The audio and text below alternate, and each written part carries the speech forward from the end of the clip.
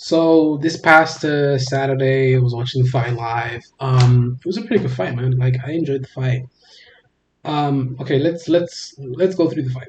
So Korean Zombie in the first round, just filling him out. I mean, he gets one takedown in the first round, though, right?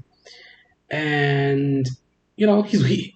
I feel like he won the first round 10-9, but it was very close. Dan Ige was hitting a few shots, landing a few punches here and there, but I feel like Korean Zombie landed the heavier shots. So the first round goes by. Second round, Korean Zombie, he got a takedown, I believe, in the second round, and he won the second round pretty handily. Stunned him a couple times. Dan Ige actually, fell down quickly and got back up. He got a knockdown, by the way, but the guy got back up really quickly. Dan Ige has a very good chin. Dude's a veteran. He's been through the fire. Definitely been through the fire, but I feel like Korean Zombie probably could have finished him in that round. I feel like he could have if he really put the pedal on the gas. If he really put his foot on the gas pedal to try and finish him, he probably could have. But that takes like but that means that you gotta like put yourself in the firing area because if you rush him and he's not that hurt, then you might get knocked the fuck out. Just like Stipe got knocked out by Ngannou in the second round. He kind of rushed him without his hands down, and then Stipe and then Ngannou just click left hook knocks him out cold. Stipe forgot all his training in that round. I mean, he hit him with a really nice pull counter right hand over the top. He thought he had him. Ngannou's legs wobbled a little bit, but he thought he had him, and then he went for the kill, and he got knocked the fuck out. So I mean that there's always a risk of getting knocked out if you're not careful. There's always a risk of getting knocked the fuck out if you're not careful. You definitely got to be careful.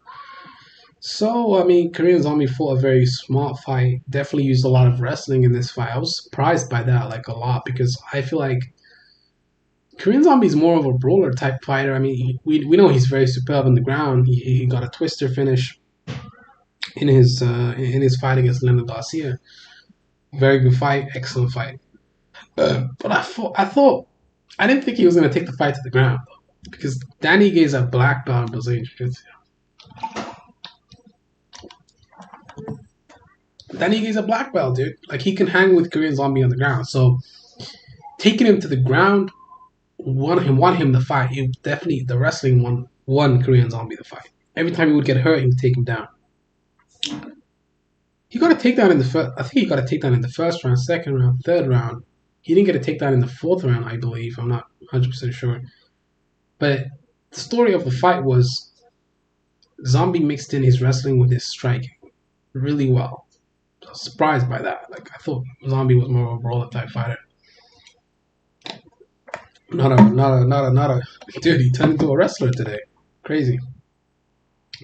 Really didn't think he was gonna do that, dude. Like that's surprising to me. It shows like a level of fight IQ that I didn't think Korean Zombie really had. Okay, so what's next for Korean Zombie now? Well, actually, let's keep breaking down the fight. Third round, he won his biggest round because he got the takedown early and he dominated the fight until he got his back. Couldn't finish him with the rear naked choke right there. I guess Danny Gay's hand fighting, like just fighting the hands really well, defending the rear naked choke. Fourth round comes up. I feel like Korean Zombie won that round. It's a pretty close round, but I feel like Korean Zombie won that round. I feel like he won 4 rounds to 1. So in the fifth round, Danny Gay had his best round, but he had Korean Zombie a little bit hurt. But Zombie used his fight IQ again, got a takedown like with 1 minute remaining on the round. And I mean, I feel like Danny Gay won 4 minutes of the round, so he should get the round, even though Korean Zombie got a takedown. Well, yeah, that was pretty much it. I feel like it was 49-46. That was a pretty good scorecard. 48-47. Kind of pushing it, I guess. And that was the scorecard for the fight. Now, what's next for Korean Zombie? Well, we gotta look at the rankings, dude. You gotta look at the rankings, my man. Let's check out the rankings real quick. Let's check out the rankings, dude. The rankings at featherweight. I don't know. I don't think they changed them, but so which weight class? Featherweight. Okay, cool. So Korean Zombie is here. He's number 3 now. I mean, Yair Rodriguez and Max Holloway are not going to fight anymore because Yair Rodriguez pulled out of the fight. So the fight to make seems like Chan Sung Jung versus Max Holloway. That's a tough fight. That's a tough fight. That's a tough fight. That is a tough fight. That is a tough fight. But Chan Sung Jung surprised me with the wrestling. So maybe he's going to use a more wrestling approach to fighting Max Holloway. And maybe he can finish him on the ground. He's probably a better takedown artist than Brian Ortega. So styles make fights. I feel like that's a good matchup, but it's a tough fight, man. Not an easy fight for Chan Sung Jung at all, dude. Not an easy fight. Not even close to being an easy fight.